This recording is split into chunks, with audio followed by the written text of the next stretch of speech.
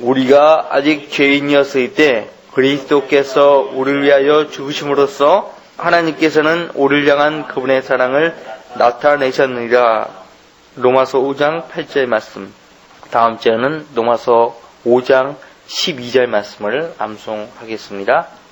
우리가 아직 죄인이었을 때 그리스도께서 우리를 위하여 죽으심으로써 하나님께서는 우리를 향한 그의 사랑을 나타내셨느니라.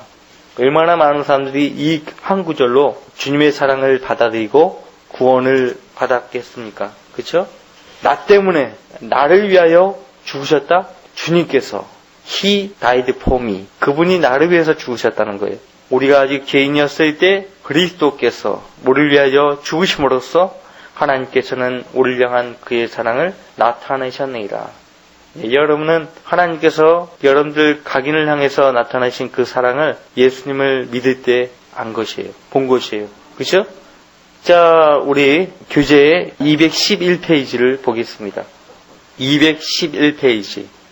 미혹당한 사람들 가운데서 가장 많은 사람들이 로마 카톨릭 교도죠. 로마 카톨릭 교도. 로마 카톨릭 교도가 크게 붙들고 있는 교리가 뭐예요? 예수 그리스도 외에도 중보자가 있다는 거예요. 예수님을 낳았던 마리아, 그들은 성모 마리아라고 하죠. 성모 마리아도 승천했다는 거예요. 승천했기 때문에 중보자가 될 수 있다는 것이죠.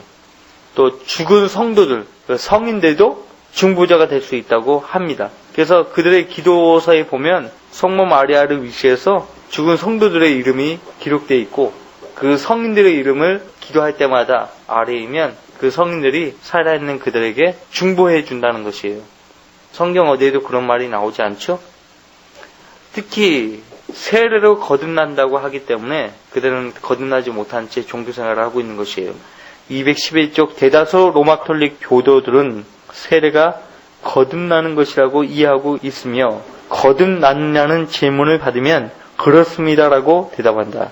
그리고 언제 거듭났냐는 질문에는 세례 받았을 때라고 대답하기 일수다. 그렇다면 거듭나면 세례나 침례가 아니라는 점을 보여줘야 한다. 세례와 침례의 차이를 아시죠? 성경 어디에도 세례는 나오지 않습니다. 물을 뿌려가지고 죄를 씻는 의식이 세례라는 것이에요. 근데 죄를 씻는 것은요, 예수 그리스도 피밖에 없어요. 이 찬송가에도 나의 죄를 씻기는 예수의 피밖에 없네. 찬송가에 그렇게 돼 있어요. 죄를 씻는 것은 물이 아니고 피예요. 물보다 진한 게 피예요. 그죠? 피보다 진한 게 영이에요. 물보다 진한 것이 피인데 왜 물로 죄를 씻는다고 그들은 주장하는 것인가?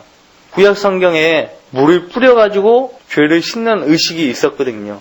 구약 시대에만 허용되었던 것이에요.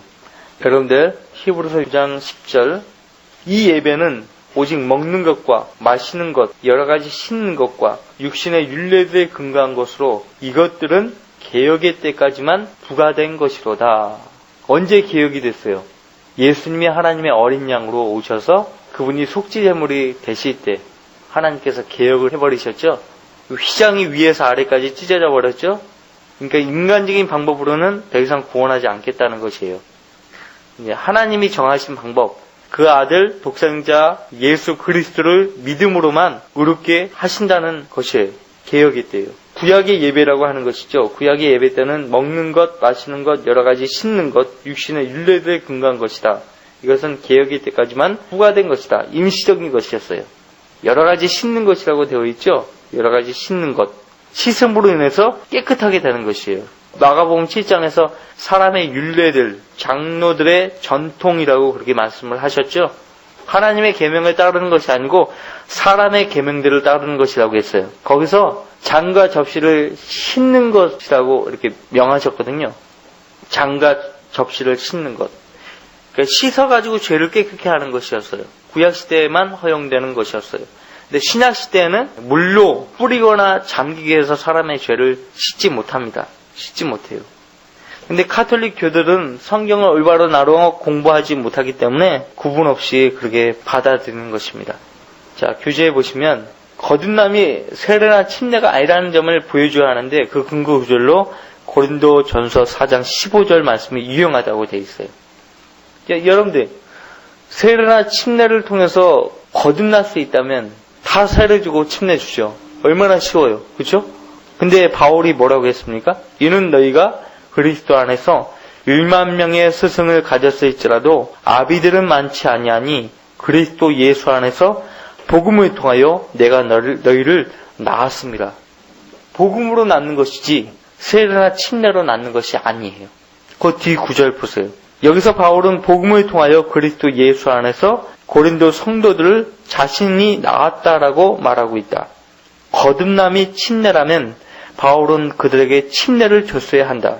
그러나 고린도전서 2장 14절에서 바울은 자신이 그들에게 침례를 주지 않았다고 선언하고 있다. 여기 고린도전서 1장 14절 말씀 보세요. 이건 중요한 말씀이에요. 침례나 세례로 구원받는다라고 주장하는 사람들에게 이 말이 가장 강력해요. 그래서 가톨릭 교도가 베드로를 따르는 이유가 바로 여기에 있는 것이에요. 사도 바울이 아니고 베드로예요. 그들은. 보세요. 고린도전서 2장 14절 같이 읽습니다. 13절부터 그리스도께서 나뉘시느냐? 바울이 너희를 위하여 십자가에 못 박혔더냐? 아니면 너희가 바울의 이름으로 침례를 받았더냐? 내가 하나님께 감사하는 것은 내가 크리스토퍼와 가이오 외에는 너희 가운데 아무에게도 침례를 주지 아니하였습니다. 분명히 고린도 교회는 바울의 복음 전파를 통해서 세워진 열매예요. 바울이 고린도 교회를 세웠어요. 복음을 전파해서 교회를 세웠단 말이에요. 근데 교회를 세웠는데 그 성도 대부분이 침례를 주어서 구원받게 하지 않았다는 것이죠. 여기 분명히 돼 있잖아요. 크리스토퍼와 가이오 외에는 너희 가운데 아무에게도 침례를 주지 아니하였다. 그렇게 말하고 있습니다. 구원받는 것은 복음을 통하여 구원받는 것이라고 고린도전서 15장에서 말씀하고 있죠. 세례를 주는 것, 침례를 주는 것은 복음이 아니에요. 뭐 기독교 한국 침례라고 해서요 다 복음 전하고 그런 거 아니에요. 그 사람들은요 저기 논산 훈련소, 육군 훈련소 가면요 육군 훈련병 거기 엄청 큰 침례탕이 있거든요. 훈련 그 병사들을 모아가지고요 진중 침례하는 거예요. 그냥 침례를 줘서 구원받았다고 하는 거예요. 이게 오늘날 침례교회예요. 그리스도 교회와 무슨 차이점이 있죠? 그리스도 교회와 오늘날 침례교회하고 무슨 차이가 있냐고요. 침례를 주기 전에 반드시 물어야 되는 거야. 넌 정말로 죄인인 것을 인정하고 예수 그리스도께서 흘리신 그 피가 내 모든 죄를 사했다고 믿었냐? 넌 구원받은 확신이 있느냐? 그런 확신이 없는데 무조건 침례를 주는 거예요. 김정한 목사도 그런 식으로 했다니까요. 수원 중앙침례교회에 다니는 사람들이 다 구원받은 사람들이 아니라는 것을 알 수가 있어요. 가짜들. 침례교라고 해서 다 구원받은 사람으로 생각하면 안 돼요. 침례교회 목사들이 거듭남이 뭔지도 모르는 사람도 있어요. 구원을 어떻게 받는지도 모르는 사람도 있다니까요. 그런 사람이 침례교회 목사하고 있어요. 왜 자기 교회가 침례교회가 되어야 하는지도 몰라요. 그 사람들은. 무식하죠. 자, 세례나 침례로 구원받는다면 왜 예수님이 오셔서 사람들에게 침례를 주지 아니하셨는가? 가는 곳곳마다 침례를 베푸셨다는 말이 성경 어디에도 기록되어 있지 않았거든요. 오히려 침례를 직접 베푸신 것이 아니고 제자들을 통해서 베푸셨다고 했어요. 요한복음 보세요. 그것도 또 하나의 근거 구절이에요. 그렇죠? 3장이죠? 3장 23절 요한도 살림 근처 에논에서 침례를 주고 있었으니 이는 거기에 물이 많기 때문이라. 그리하여 사람들이 와서 침례를 받더라. 여러분들 세례를 옹호하는 사람들이 뭐라고 하냐면 왜 물이 많아야 하는가? 세례를 받아야 될 사람들이 많기 때문에 그만큼 물이 더 많이 필요하기 때문에 물이 많은 곳으로 간 것뿐이다. 그렇게 이야기를 한다니까요. 얼마나 무식합니까? 그죠? 거기 보세요. 4장 1절 그러므로 예수께서 요한보다 더 많이 제자를 삼고 침례를 준다는 말을 바리새인들이 들은 것을 주께서 아시고 이제 말씀 보세요. 예수께서 친히 침례를 주신 것이 아니고 그의 제자들이 준 것이지만 유대를 떠나서 다시 갈릴리로 가시니라. 그리고 4장에 예수님의 사마리아 여인을 주님 당신께 인도하는 장면이 기록되어 있는데 사마리아 여인과 그 사마리아 사람들을 인도하실 때 침례를 주셨다거나 세례를 주셔가지고 인도하셨다는 기록은 없어요. 그렇죠. 그러니까 절대적인 구원의 조건이 세례나 침례가 아니라는 것이에요. 여러분은 두 가지의 말씀을 보셨어요. 고린도전서 1장 14절 말씀과 요한복음 4장 1절 2절 말씀이에요. 꼭 기억하시고 세례나 침례를 통해서 구원받는다고 생각하는 사람들을 만나거든 이 말씀을 제시하면 되는 거예요. 그래서 성경을 읽고 그냥 지나치는 것이 아니고 무장을 해야 돼요. 아시겠어요? 무장을 해야 돼. 내가 언제 어디서 어떤 사람 만날지 모르기 때문에 나는 만난 사람들에게 복음을 전파해서 그 사람을 주님 앞으로 인도해야 될 책임이 있기 때문에 그 책임을 온전히 수행하려면 성경을 무장해야 된다는 거죠. 이런 말씀이 나오면 꼭 표시를 하거나 기억을 해둬서 그 사람들에게 제시를 해 주셔야 돼요. 아시겠죠? 자, 교재 211쪽으로 다시 돌아오셔서 밑에 단락. 아니면 이렇게 말할 수도 있다. 아닙니다. 침례는 거듭남이 아닙니다.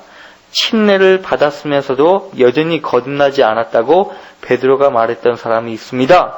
그런 다음 사도행전 8장 13절을 제시한다. 누구예요? 마술사 시몬이에요. 빌립이 표적들을 행하고 침례를 베푸니까 마술사 시몬도 자기가 그렇게 하고 싶은 생각이 드는 거예요.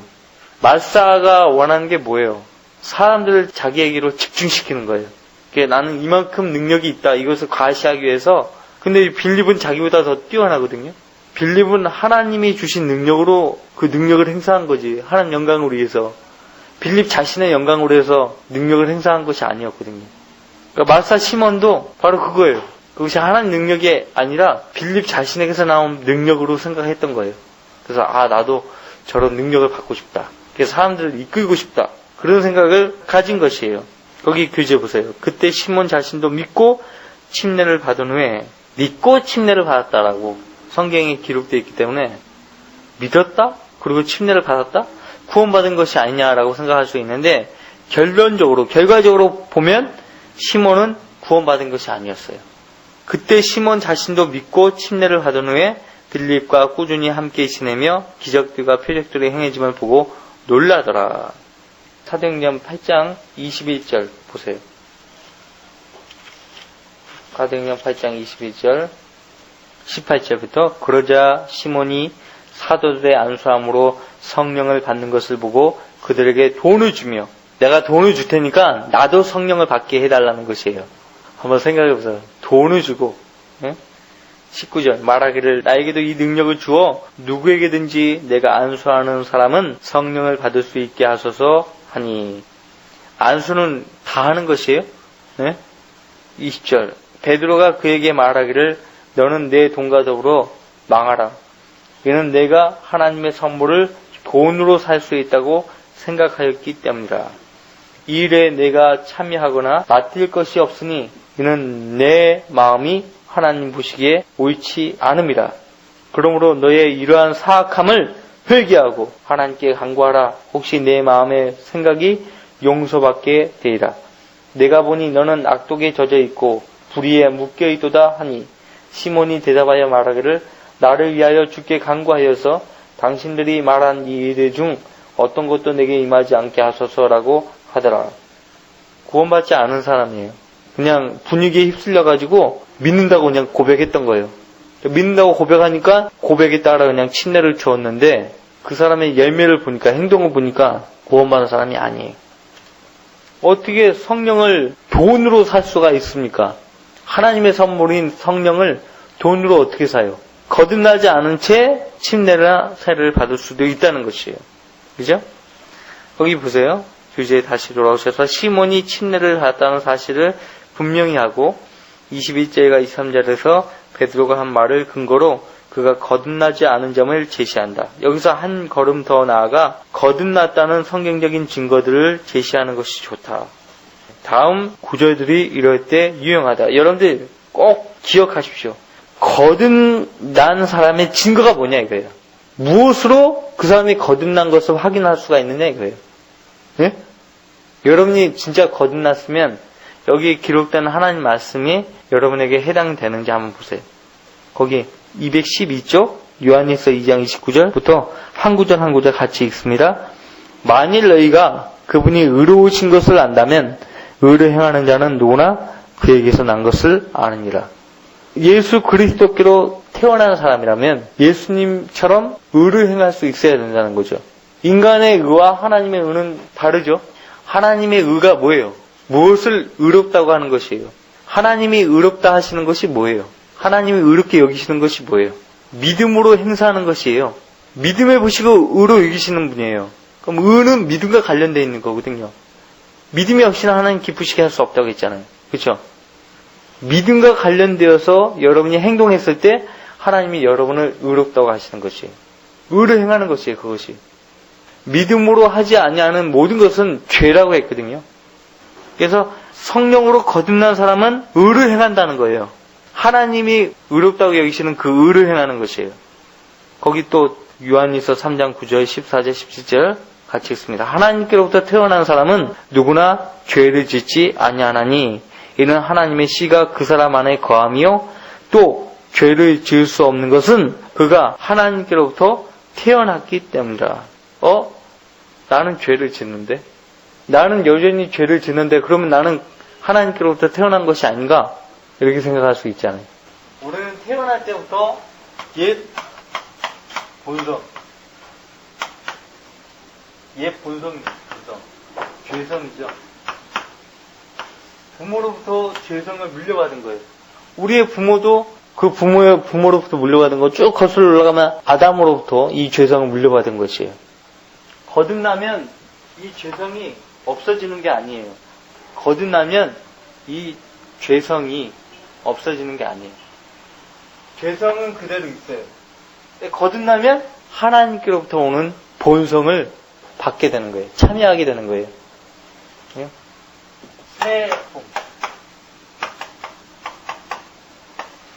새 성품, 하나님으로부터 새로운 본성, 새 성품을 더불어 받는 거예요. 결과적으로 우리의 삶은요, 옛 본성과 새 성품 간의 싸움이에요.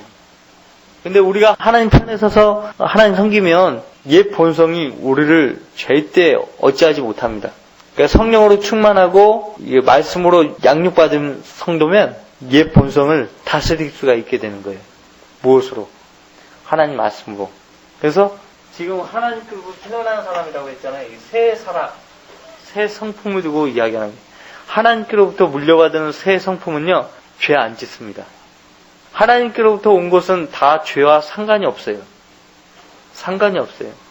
죄를 범하는 것은 옛 본성이에요. 죄를 범하는 것은 옛 본성이라고. 그래서 사도 바울은 여러분들 로마서 7장을 보세요. 거기서 뭐라고 고백하고 있습니까? 로마서 7장 17절부터 같이 읽습니다. 15절부터 내가 행하는 것을 내가 알지 못하노니 이는 내가 원하는 것은 행하지 아니하고 오히려 내가 미워하는 것을 행함이라. 17절 그러나 이제는 그것을 행하는 것은 더 이상 내가 아니요 내 속에 거하는 죄니라. 내 안에 곧 내 육신 안에는 선한 것이 거하지 않는 줄을 내가 아노니 원함은 내가 있으나 선한 것을 어떻게 행하는 것인지는 알지 못하노라. 내가 원하는 선은 행하지 않고 원치 않는 악을 행하는도다. 이제 만일 내가 원치 않는 것을 행하면 그것을 행하는 것은 더 이상 내가 아니요 내 속에 거하는 죄이니라. 여기서 죄, 옛 본성, 죄성을 이야기하는 거예요.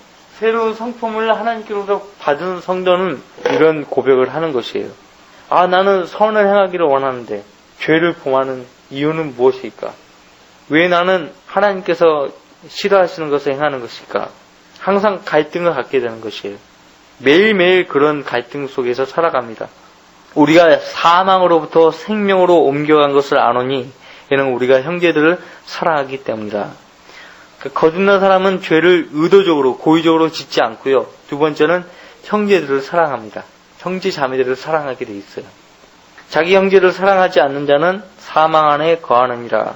누가 세상의 재물을 가졌는데 자기 형제의 궁핍한 것을 알면서도 그를 동정하는 마음을 닫으면 어찌 하나님의 사랑이 그 안에 거하겠느냐. 자, 상대방이 관심이 있으면 이쯤 해서 거듭나는 방법을 알고 싶어 할 것이다. 이에 대한 성경적 답변은 다음과 같다. 그러나 누구든지 그를 영접한 사람들에게는 하나님의 아들들이 되는 권세를 주셨으니 즉 그의 이름을 믿는 사람들에게니라. 너희가 거듭난 것은 썩어지시로 된 것이 아니라 썩지 아니하시로 된 것이니 살아있고 영원히 가는 하나님의 말씀으로 되었느니라. 그분 자신의 뜻으로 우리를 진리의 말씀으로 낳으셔서 우리로 그의 피조물들 가운데 첫 열매들에 속한 자들이 되게 하셨으니. 세 번째, 로마 카톨릭 교도들을 다루는 세 번째 방법은 사도행전 3장 19절을 사용하는 것이다. 그러므로 너희는 회개하라. 회개하고 돌이키라. 그러면 주의 임재하심으로부터 새롭게 되는 때가 올 때 너희 죄들이 지워지리라. 이 새롭게 되는 때에 주께서 재림하셔서 왕국을 건설하시는 때입니다. 우리의 죄들이 지워지려면 회심하고 회개할 필요가 있다. 예수님이 재림하시면, 지상 재림하시면 온 세상이 바뀝니다. 환경이 바뀌어버려요. 에덴 동산 같이 바뀌어요. 진짜 성경에 그렇게 말씀하셨어요. 어린아이와 이리디가 사자와 함께 뛰어논다고 되어 있어요. 이사서 12장에 보면. 예, 그런 때가 오는 것이에요. 우리의 죄들이 지워지려면 회심하고 회개할 필요가 있다. 어떤 회개인가에 대해서는 이사서 55장 7절과 요나서 3장 10절에서 알 수 있다. 악인은 자기의 길을, 불의한 사람은 자기 생각들을 버리고 주께로 돌아오게 하라. 그리하면 주께서 그에게 자비를 베푸시리라. 우리 하나님께로 돌아오게 하라. 그가 넘치게 용서하실 것입니다. 구약 성도들에게 하시는 말씀이에요. 구약 성도들도 구령자들이에요. 구령자들. 하나님 율법에서 돌이킨 다른 백성들에게 이렇게 외치게 하셨던 것이에요. 하나님께서 그들의 행함을 보시니 그들이 그들의 악한 길에서 돌이키는지라. 그러므로 하나님께서는 그들에게 내리시겠다고 말씀하셨던 재앙에서 돌이키시고 그 일을 행하지 않으셨더라. 지금껏 역사상 이방인이 한꺼번에 돌이킨 예가 없었어요. 한 민족이 하나님께로 회개하고 돌이킨 예가 없었다고요. 니느웨 성읍이 왕부터 어린아이에 이르기까지 모두가 다 하나님께로 돌이켰던 것이에요. 이런 일이 없었다고요. 따지고 보면 영국, 미국 전체 국민이 다 하나님께로 돌아온 거 아니에요. 스코틀랜드나 또 체코슬로바키아, 보헤미아 체코 한데 하나님의 존 낙스나 존 후스에 의해서 민족 전체가 하나님께로 돌이킨 적은 있었죠. 니느웨만큼은 못해요. 이와 같은 방법으로 사도행전 16장 31절을 사용해서 단순히 주 예수 그리스도를 믿음으로 구원받을 수 있음을 보여준다. 그런 다음 주 예수 그리스도를 믿는 것이 무엇인지 요한복음 2장 12절과 디모데후서 2장 12절을 사용해서 보여준다. 네 번째, 로마 카톨릭 교도를 다룰 때 그들의 문제점을 바로잡기 좋은 또 다른 구절로는 디모데전서 2장 5절이다. 하나님은 한 분이시요 하나님과 사람 사이의 중보자도 한 분이시니 곧 사람이신 그리스도 예수시라. 진짜 로마 카톨릭 교도라면 예수 그리스도 외에 다른 중보자를 항상 찾기 마련인데 이 구절은 분명하게 하나님과 사람 사이의 중보자도 한 분이시니 곧 사람이신 그리스도 예수시라고 밝히고 있다. 중보자는 가운데 서서 우리 같은 죄인을 거룩하신 하나님께로 인도하는 분이라는 말이에요. 하나님과 죄인 사이에 서서 가교 역할을 하시는 것이에요. 죄인인 우리가 의로우시고 영광 가운데 계시고 거룩하신 하나님 앞에 감히 직접적으로 나아갈 수 없어요. 죄를 가지고서는 하나님 앞에 나아갈 사람이 없어요. 그래서 죄 없는 분이 죄인과 하나님 사이에 중간 역할을 해줘야 돼요. 중보자의 의미가 바로 그것입니다. 예수님이 나는 길이요 진리요 생명이라 나를 통하지 않고는 아무도 아버지께로 올라갈 사람이 없다라고 했어요. 예수님이 길이에요, 진리예요, 생명이에요. 그분을 통해서 하나님 앞에 나아가는 것이에요. 그죠? 우리가 믿음으로 의롭게 되었으니 우리 주 예수 그리스도를 통하여 우리가 하나님과 화평을 갖느니라. 로마서 5장 1절에서 그렇게 말하고 있죠. 우리 주 예수 그리스도를 통하여. 당신 어떻게 구원받았습니까? 당신 어떻게 의롭게 되었습니까? 우리 주 예수 그리스도를 통하여라고 말할 수 있어야 되는 것이에요. 자, 보십시오. 그러므로 사자들이나 성인들이나 동정녀 마리아나 성인들이라고 표현을 하는데 성도들을 말해요. 성도들. 구원받은 사람들을 다 성도들이라고 성경은 말하고 있는데 카톨릭에서는 아무나 성도가 되는 것이 아니라고 말을 합니다. 사도들이나 교부들이나 하나님 나라와 그분이 세우신 교회를 위해서 혁혁한 공헌을 했던 사람들만, 또 믿는 자들에게 본이 되었던 사람들만 성인들이라고 그렇게 말을 하는 것이에요. 잘못됐죠. 그 성인들이 하나님 앞으로 우리 같은 죄인들을 인도하는 중보자가 된다. 그렇게 믿고 있는 것이에요. 아니죠. 동정녀 마리아나 그 밖에 누구도 중보자가 될 수 없다. 그래서 그들은 거룩하신 아들 예수 그리스도를 낳은 동정녀 마리아조차도 죄가 없었기 때문에 부활했다라고 믿는 것이에요. 영원한 처녀라고 믿는 것이에요. 여러분들, 마리아는 예수님을 낳은 뒤에도요, 여러 명의 아들들을 낳았어요. 근데 그들은 성경을 덮어놓고 하나님을 믿으려고 하는 사람들이기 때문에 성경에 기록되어 있음에도 불구하고 안 믿는 거예요. 영원한 처녀라고 얘기하는 거예요. 그럼 마리아는 그럼 하늘로부터 성령으로 잉태된 존재입니까? 죄가 없다고 얘기하는 거예요. 마리아는 예수님을 낳은 뒤 정결례를 위해서요, 너무나 가난했기 때문에 제물을 하나님께 바쳐야 되는데 바칠 제물이 없어서 산비둘기 2마리를 잡아다가 바쳤다고 성경에 기록되어 있어요. 바칠 제물이 없는 가난한 사람들이에요. 때로는 이에 더해서 디모데전서 4장 1절로 3절을 제시해 주는 것도 좋지만 이 구절은 어느 정도 진척이 있을 때 사용하는 것이 좋다. 로마 카톨릭 교도들은 대체로 성경 공부를 하지 않기 때문에 때로는 성경 공부에 유익한 점을 말해줄 필요도 있다. 많은 경우 관례적으로 사제들은 성경 공부를 금기시한다. 왜 그런지 아세요? 교인들이 성경을 알면 질문에 올 거 아니에요. 질문에 오면 답변하기 곤란스러운 그런 질문들을 할 수 있기 때문에 처음부터 성경 공부를 안 하는 거예요. 성경 공부를 한다고 해도 히브리어 원어, 헬라어 원어가 어떻다든지 성경에 기록된 참된 의미를 가리키는 것이 아니고 다른 것들을 가리킨다고요. 이런 목적을 위해서 요한복음 5장 39절 너희는 성경을 상고하라고 했죠. 베드로전서 2장 1절 2절 말씀의 순수한 젖을 사모하라고 했죠. 디모데후서 3장 13절로 17절 모든 성경은 하나님의 영감으로 주어진 것으로 교리와 책망과 바로잡음과 의로 훈육하기에 유익하니 이나 모든 선한 일을 위하여 하는 사람을 철저히 구비시킨다라고 했어요. 야고보서 1장 21절 22절 자유의 온전한 법을 주시하라고 했어요. 시편 1편 1절 2절 말씀 복 있는 사람에 대해서 다루고 있죠. 주의 율법을 주야로 묵상한다고 했어요. 여호수아서 2장 8절 율법을 주야로 묵상하라고 했어요. 그 안에 기록된 것들을 묵상하라고 했어요. 마가복음 7장 그죠? 하나님의 모든 계명에 대해서 말하고 있죠. 마태복음 22장 29절 하나님의 첫 번째 계명을 사랑하라고 했어요. 5번째 이런 사람들을 다루는 또 다른 방법은 구세주의 필요성을 깨닫지 못하고 자신의 구원에 별 관심이 없는 사람들을 다룰 때 쓰는 것과 같다.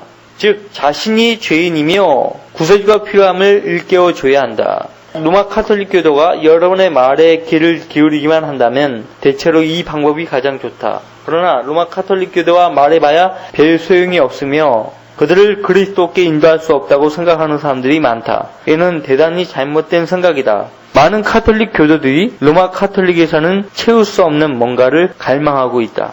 그러므로 여러분이 하나님의 말씀을 통해 그 뭔가를 제시해 줄 수 있다면 이들을 쉽게 이겨와서 아주 훌륭한 그리스도인으로 만들 수가 있다. 한 가지 명심할 것은 로마 카톨릭 교회를 공격해서는 안 된다는 점이다. 그러면 편견만 더 생겨서 이들에게 도움을 주기 어렵게 된다. 단순하게 진리만 제시해야 한다. 조만간 오류들은 스스로 드러난다. 로마 카톨릭 교회를 공격하면 그들이 믿고 있다고 우리가 생각하지만 사실 그들이 믿고 있지 않은 것에 대한 우리의 무지만 드러날 뿐이다. 보세요. 책망을 하고 지적하는 것은 우리가 해야 할 일이 아니에요. 우리는 성경에 기록된 진리만을 온유한 마음으로 제시해 주면 되는 거예요. 그러면 이제 성령께서 그 사람 안에 역사하시는 거예요. 자, 네가 하나님 말씀 들었지? 넌 잘못 가고 있어. 네가 믿고 있는 건 틀렸어. 그 지적해 주는 거는 성령께서 하시는 것이에요. 우리가 지적하는 것은 아니에요. 우리가 만약 지적하고 책망까지 하면 성령께서 하실 일이 없게 되는 것이에요. 성령의 사역을 침해하는 죄를 짓게 되는 것이에요. 명심하세요. 형제자매들에게 권면할 때도 마찬가지예요. 권면하기 전에 그를 위해서 충분히 기도해야 돼요. 먼저 기도하고 그런 다음에 지적을 하는 것이에요. 알겠죠? 결론적으로 뭐예요? 성경을 읽을 때 그냥 수박 걸타기식으로 읽지 말라는 것이에요. 모든 말씀이 우리가 실생활에서 반드시 사용해야 한다는 거예요. 사용해야 할 말씀들이에요. 여러분이 지금껏 살아오면서 여러분이 삶을 영위에 가든지 또 복음을 전파할 때든지 하나님 말씀을 실제적으로 적용하고 사용한 적이 있어야 돼요. 그런 적 있어요? 실제적으로 하나님 말씀 믿고 그 말씀을 사용한 적이 있냐고요. 한 말씀도 없다? 문제가 있는 거예요. 나이가 어려도 마찬가지예요. 사용하셔야 돼요. 그러면 하나님의 말씀의 능력을 맛볼 수가 있어요. 체험할 수가 있어요. 다음 주에 이어서 공부하도록 하고요. 로마서 5장 12절 말씀을 꼭 암송해 오세요.